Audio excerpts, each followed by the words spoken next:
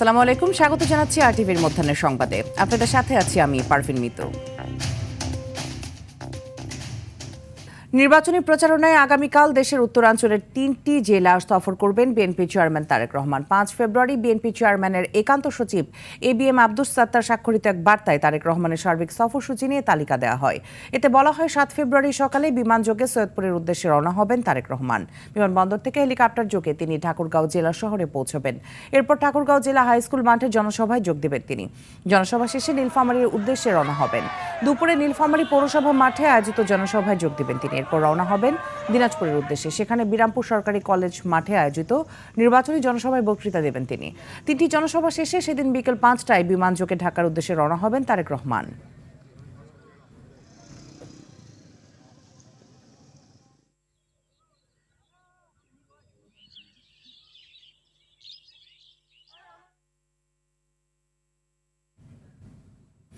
ত্রয়োদশ জাতীয় সংসদ নির্বাচন সামনে রেখে আজ বিকেলে নির্বাচনী ইশতেহার ঘোষণা করবে বিএনপি।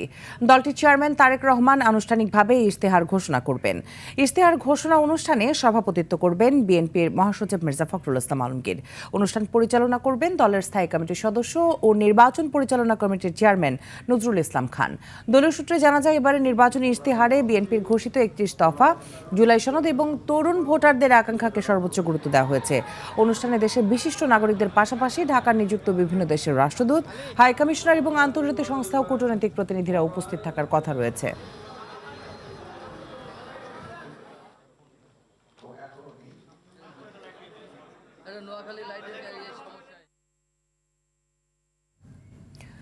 দুর্নীতির পাতা বা ডাল নয়, ঘাট ধরে টান দেওয়ার কঠোর অবস্থানের হুঁশিয়ারি দিয়েছেন বাংলাদেশ জামায়াতে ইসলামের আমির ডাক্তার শফিকুর রহমান।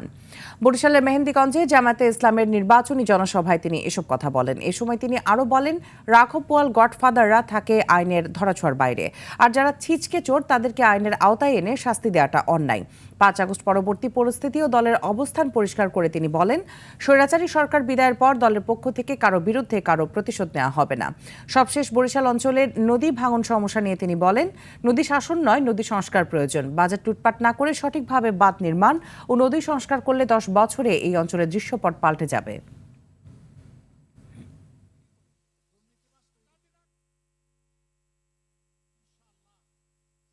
নদী শাসন নয়, নদী সংস্কার লাগবে আমাদের। নদীকে আপন করে নিতে হবে। নদী বাঁচলে বাংলাদেশও বাঁচবে ইনশাআল্লাহ। নদীকে হত্যা করার কুফল আমরা বুক করছি। রাঘব বোয়াল, গডফাদার, মাফিয়া এরা থাকবে আইনের ধরাছোঁয়ার বাইরে। আর ওই যারা সিসকাচুর তাদেরকে আনবেন আপনি আইনের আওতায় শাস্তি দেবেন, এটা চরম অন্যায়। ত্রয়োদশ জাতীয় সংসদ নির্বাচনকে সামনে রেখে রাজধানীর বিভিন্ন আসনে চলছে প্রচারণা। সকাল থেকে ভোটারদের মন জয়ে গ্যাস সংকট, চাঁদাবাজি, জলাবদ্ধতা নিরসন সহ নানা আশ্বাস দিচ্ছেন প্রার্থীরা। সেই সাথে লেভেল প্লেইং ফিল্ড বজায় নেই বলে অভিযোগ করেছেন জামায়াত প্রার্থীরা। এদিকে বিএনপি প্রার্থীরা বলছেন, ধানের শীষে জোয়ার বইছে, সবাই সমানভাবে নির্বাচনী প্রচারণা চালাচ্ছেন। সুষ্ঠু উৎসবমুখর পরিবেশে নির্বাচন অনুষ্ঠিত হওয়ার প্রত্যাশা করছেন প্রার্থীরা।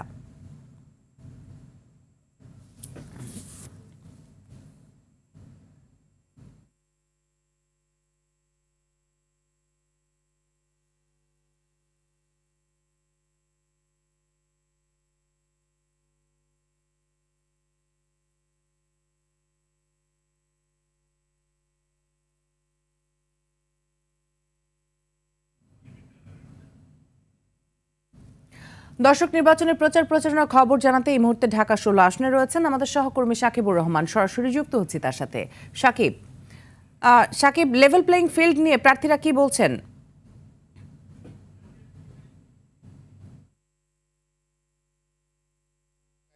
কারণ আমার অনেক বড় প্রজেক্ট হলো, কিন্তু আমার অনেক বড় প্রজেক্ট দিয়ে তো আমার অসহায় মানুষের পেট ভরবে না। আমার দায়িত্ব হচ্ছে আগে আমার সাধারণ মানুষের তার যে দৈনন্দিন যে প্রয়োজন, সেই প্রয়োজনগুলো আমি মেটাতে পারছি কিনা, মৌলিক চাহিদাগুলো তাদের কাছে পৌঁছে দিতে পারছি কিনা, আমার কাছে হচ্ছে দিস ইজ ইম্পর্টেন্ট, এবং আমরা সেই কাজটি করে যাচ্ছি আমাদের জায়গাতে। তরুণ ভাই, আমার একটু লাইভে আছি। তরুণ প্রজন্ম এবার ভোটার বেশি, তরুণরা কেন ধানের শীষে বা আপনার পক্ষে আসবে, এমন কোনো বার্তা দিচ্ছেন কিনা? দেখেন, তরুণরাই পারে দেশ বদলাতে, তরুণরাই পারে ইতিহাস বদলাতে, এবং তরুণরা কিন্তু সেটি করে দেখিয়েছে। 24-এর গণঅভ্যুত্থানে তরুণদের, ছাত্র জনতার যে অভ্যুত্থানের মাধ্যমে আমরা একটি স্বৈরাচার মুক্ত বাংলাদেশ পেয়েছি। আমি সেই তরুণদের কাছে আহ্বান করব যে তোমাদের যে চিন্তা ভাবনা রয়েছে সেই চিন্তা ভাবনাকে আমরা কাজে লাগিয়ে আমরা আগামীতে একটি শান্তিপূর্ণ একটি মানবিক বাংলাদেশ গড়তে চাই এবং তরুণদের কর্মসংস্থান থেকে শুরু করে তাদের শিক্ষা ব্যবস্থা তাদের সকল সুযোগ সুবিধা প্রদানের মাধ্যমে আমরা যাতে কোনো প্রকার শিক্ষিত হোক অর্ধশিক্ষিত হোক আমরা সবাইকে যাতে ঘরে ঘরে কর্মসংস্থান পৌঁছে দিতে পারি সেই বিষয়গুলো নিয়ে ইতিমধ্যে আমাদের মাননীয় চেয়ারম্যান জনাব তারেক রহমান কাজ করছেন। ইনশাআল্লাহ আল্লাহ যদি আমাদেরকে কবুল করে তাহলে আমরা ইনশাআল্লাহ সর্বোচ্চটুকু দিয়ে আমরা সেই তরুণদের চিন্তা ভাবনাকে কাজে লাগিয়ে আগামীর বাংলাদেশ গড়ব ইনশাআল্লাহ। আসলে শুনছিলেন যে তার যে পরিকল্পনাগুলো রয়েছে সেই বিষয়ে তিনি জানাচ্ছিলেন। তো আমাদের আরেক সহকর্মী রয়েছে, আমরা সরাসরি সেখানে চলে যাব। লাইভ আছে লাইভ।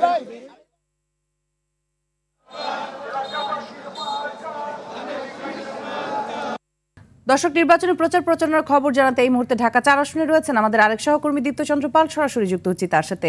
দীপ্ত, প্রচারণায় প্রার্থীরা কি বলছেন, ভোটারদের প্রতিক্রিয়া সম্পর্কে জানাবেন আমাদের। মিতু, আপনি দিন কিন্তু বাকি এবং প্রচারণার কিন্তু আজকের দিন সহ 4 দিন বাকি। এবারই সবচেয়ে কম সময় পেয়েছে। দিনরাত কঠোর পরিশ্রম করছে, কারণ তাদের এত বড় আসন, সেই আসনের সব ভোটারদের কাছে পৌঁছানো পরিশ্রম করছে। আজকে সরকারের ছুটির দিনেও কিন্তু প্রার্থীরা সকাল থেকেই চষে বেড়াচ্ছেন, ভোটারদের দ্বারে দ্বারে প্রতিশ্রুতি দিচ্ছেন। এখানে যে বিএনপির প্রার্থী রয়েছেন তিনি কিন্তু গণসংযোগ করছেন। সকালে দনিয়া ক্লাব থেকে তিনি এখন কিন্তু নামাজের উদ্দেশ্যে মসজিদের দিকে রওনা দিচ্ছেন এবং পথে কিন্তু গণসংযোগ করছেন। এবং আমরা একটু প্রার্থীর সঙ্গে কথা বলার চেষ্টা করি। নির্বাচনী পরিবেশ নিয়ে কোনো শঙ্কা আছে? দেখেন, আমি তো মনে করছি যে একটি অবাধ সুষ্ঠু নিরপেক্ষ নির্বাচন অনুষ্ঠিত হবে। এখনো পর্যন্ত আমরা প্রচার প্রচারণা করেছি, সেখানে সবাই যার যার মতো আমরা সুযোগ পেয়েছি। এছাড়া কিছু অসঙ্গতি আমরা দেখতে পাচ্ছি। একটি দলের কর্মীরা তারা বাসায় বাসায় গিয়ে তারা ন্যাশনাল আইডি কার্ড সংগ্রহ করছে, তারা মানুষের কাছে বিকাশ নাম্বার নিচ্ছে এবং অনেক মানুষকে তারা টাকা পয়সা দিচ্ছে। সেটার বিষয়ে আমি লিখিত অভিযোগ দিয়েছি নির্বাচন কমিশনের কাছে, যাতে তারা ব্যবস্থা গ্রহণ করে। এছাড়া দেখেন, আমরা প্রার্থী হিসেবে বাংলা সুষ্ঠু নিরপেক্ষ নির্বাচনের মাধ্যমে ভোট প্রয়োগের মাধ্যমে একটি দায়বদ্ধ সরকার প্রতিষ্ঠা হয়, সেই ক্ষেত্রে কিন্তু আমরা আমাদের আচরণবিধি আমরা মেনে চলছি। আমরা চাই যে পরিবেশটা সুন্দর মনোরম থাকুক, মানুষ উৎসাহ উদ্দীপনা নিয়ে নির্ভয় নির্বিঘ্নে ভোট কেন্দ্রে আসবে এবং তারা শুনছিলেন তিনি বলছিলেন বিএনপি বিপরীত প্রতিদ্বন্দ্বী প্রার্থী অভিযোগ রয়েছে তাদের পরিবেশ, তিনি নির্বাচিত হলে দেশ ও জনগণের উন্নয়ন করবে। তার সবশেষ তথ্য। কিন্তু অসংখ্য ধন্যবাদ আপনাকে আমাদের সাথে যুক্ত হওয়ার জন্য। দর্শক, ক্রমেই জমে উঠছে চট্টগ্রামের 16টি সংসদীয় আসনে নির্বাচনী প্রচার। প্রার্থীরা গভীর রাত পর্যন্ত ভোটারদের দ্বারে দ্বারে ঘুরছেন। শুধু প্রার্থীরাই নন, তাদের সঙ্গে মাঠে নেমেছেন স্ত্রী, সন্তান সহ পরিবারের অন্যান্য সদস্যরাও। কোথাও সাবেক মন্ত্রী বাবা ছেলের জন্য ভোট চাইছেন, আবার কোথাও বাবার জন্য মাঠে নামছেন সন্তান। প্রার্থীদের স্বজনদের সক্রিয় উপস্থিতিতে ডোর টু ডোর প্রচার আরও প্রাণবন্ত হয়ে উঠেছে। বিশেষ করে নারী সদস্যদের অংশগ্রহণ ভোটারদের সঙ্গে যোগাযোগের নতুন মাত্রা যোগ করছে। সকাল থেকে নির্বাচনী প্রচারণা চালিয়ে যাচ্ছেন বিএনপি চেয়ারম্যানের উপদেষ্টা আসলাম চৌধুরী এফসি। চট্টগ্রাম 4 আসনের কুমিরা ইউনিয়নের বিভিন্ন এলাকায় তিনি এই নির্বাচনী গণসংযোগ করেন। এ সময় তার সাথে বিএনপি ও এর অঙ্গ সংগঠনের নেতাকর্মীরা উপস্থিত ছিলেন।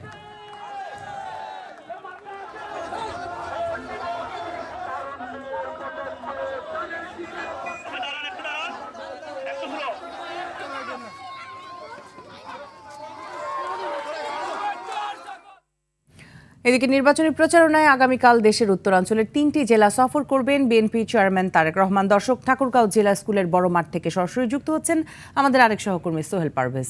সোহেল, দীর্ঘ 23 বছর পর ঠাকুরগাঁও যাচ্ছেন বিএনপি চেয়ারম্যান তারেক রহমান। নেতাকর্মীদের প্রতিক্রিয়া কেমন দেখছেন জানাবেন। মিতু, ধন্যবাদ আপনাকে। আমরা এখন অবস্থান করছি ঠাকুরগাঁও সরকারি বালক উচ্চ বিদ্যালয়ের বড় মাঠে। দীর্ঘ 23 বছর পরে কিন্তু বিএনপির যে চেয়ারপারসন রয়েছেন তারেক রহমান, তিনি কিন্তু তার আগমনকে উপলক্ষ কেন্দ্র করে কিন্তু ঠাকুরগাঁও শ্বাস সরবে কিন্তু পরিণত হয়েছে। এখানকার স্থানীয় যারা বিএনপির নেতাকর্মীরা রয়েছেন তাদের ভিতরে কিন্তু অনেক উৎসাহ এবং উৎফুল্ল আমরা পরিলক্ষিত করেছি। আমরা লক্ষ্য করছি যে এখানে কিন্তু যে বিএনপির চেয়ারপারসন তারেক রহমান আসছেন, তারই যে এখানে স্টেজ সেটা কিন্তু এখানে তৈরি চলছে, সেটি তৈরির কার্যক্রম চলছে। এখানে কিন্তু লক্ষ লক্ষ মানুষ এখানে সমাগম হবে বলে এখানকার স্থানীয় নেতাকর্মীরা আমাদের জানিয়েছে। এখানকার তরুণ ভোটারদের সাথে আমরা কথা বলেছি, তারা কিন্তু আমাদের জানিয়েছে যে আগামী যে নির্বাচন, সেই নির্বাচনে তারা তাদের যে প্রার্থী রয়েছে তাদের সেই প্রার্থীকে, অর্থাৎ স্থানীয় কিছু তরুণ ভোটাররা আমাদের বলেছেন যে তারা তারেক রহমানকে বিজয় করে তাদের যে চাহিদা রয়েছে সেই চাহিদাগুলো তারা পূরণ করবেন। আমরা স্থানীয় আরও কিছু মানুষের সাথে কথা বলেছি, তারা বলছেন যে তারেক রহমানের এই আগমনকে কেন্দ্র করে ঠাকুরগাঁয়ের যে উৎসবের একটি আমেজ সেটি তৈরি হয়েছে। তো আগামীকাল তারেক রহমান ঠাকুরগাঁয়ে আসছেন এবং এসে কিন্তু তার যে নির্বাচনী জনসভা সেখানে অংশগ্রহণ করবেন। তো মিতু, এই ছিল আমার কাছে ঠাকুরগাঁয়ের জিলা স্কুল বড়মাঠ থেকে বিএনপির যে তারেক রহমান আসছেন তার সর্বশেষ সংবাদ। ধন্যবাদ আপনাকে।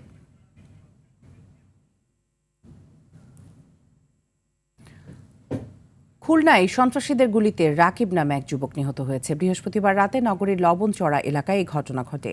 নিহত রাকিব স্থানীয় বাসিন্দা আনোয়ার হোসেনের ছেলে। প্রত্যক্ষদর্শীরা জানায় গতকাল রাত 10টার দিকে রাকিব লবণচড়া থানার কোপা মসজিদ এলাকায় একটি সেলুনে বসেছিলেন।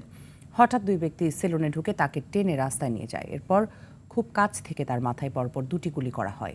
রাকিব মাটিতে লুটিয়ে পড়লে পরে হামলাকারীরা হেঁটে ঘটনাস্থল থেকে চলে যায়। পরে তাকে খুলনা মেডিকেল কলেজ হাসপাতালে নেওয়া হলে চিকিৎসক মৃত ঘোষণা করেন।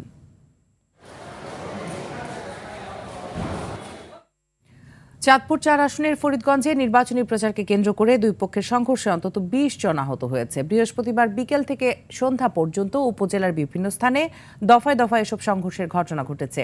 এই ঘটনায় 2 জনকে আটক করা হয়েছে। এই ঘটনায় এলাকায় উত্তেজনা ছড়িয়ে পড়লেও পরিস্থিতি নিয়ন্ত্রণে আনতে উপজেলা সহকারী রিটার্নিং কর্মকর্তা সেতু কুমার বড়ুয়ার নেতৃত্বে সেনাবাহিনী, পুলিশ ও বিজিবি মোতায়েন করা হয়েছে। তিনি জানান, যে কোনো পক্ষ থেকে লিখিত অভিযোগ পেলে আইনগত ব্যবস্থা নেওয়া হবে।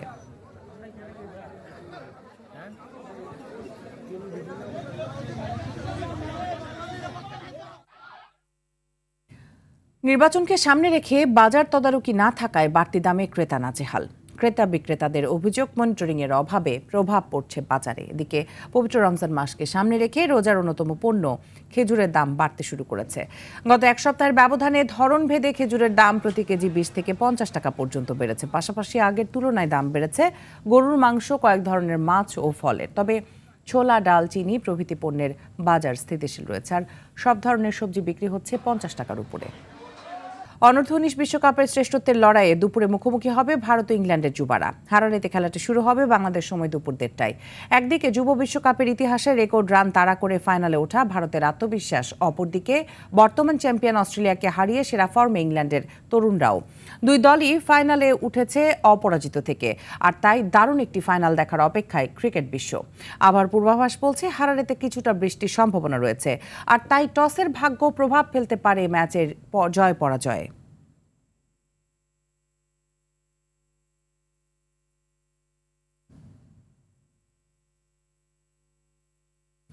মধ্যাহ্নের সংবাদ এ পর্যন্তই। দুপুরের সংবাদ 2:45 দেখার আমন্ত্রণ রইল। ধন্যবাদ সবাইকে।